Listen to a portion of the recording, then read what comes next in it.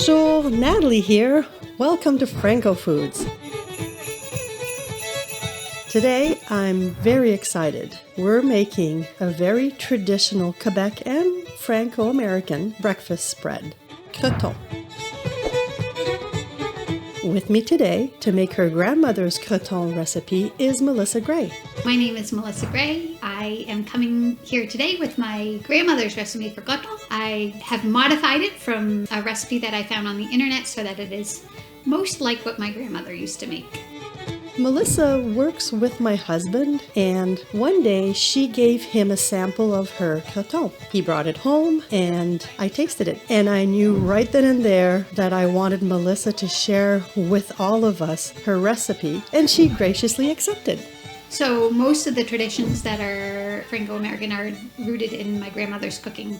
Gâteau was a staple in her house, and she traditionally served it with her fresh bread that she baked frequently. There was always lots of bread in the freezer. She also made a lot of other French foods, including a meat pie that we used to call pâté. That was amazing. Now, Creton, as we know it, is traditionally made with pork, but you can make it with other meats. But if you do, you're not really making Creton, you're making cretonade.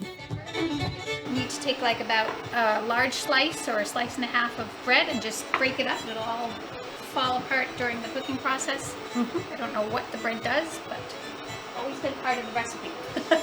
So it seems that the Creton is kind of an adaptation of a French rillette or potted meat. I guess the settlers, once they got here, they took what was around them and adapted the French rillette to create what we now know as Creton.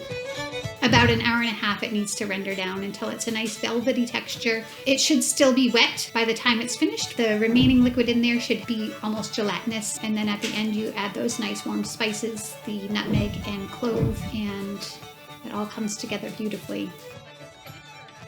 Today's vocab is la cannelle, le porc haché, défourner, un oignon émincé, Bonne année! So it's best to put it in the refrigerator overnight, and then traditionally you serve it cold, spread over fresh, buttery toast. My mouth is watering. Cheers. Cheers.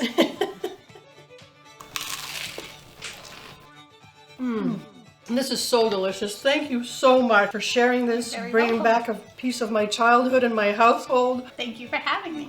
I hope you've enjoyed this episode and that you will give this very traditional food a try. Melissa's recipe is in the description, as well as the steps on how to make it. Thank you so much to Melissa for her time and sharing her amazing Creton recipe. Do let me know if you give it a try, or if you have a different recipe, please share it with us. Would love to see it. Until next time, merci et à la prochaine!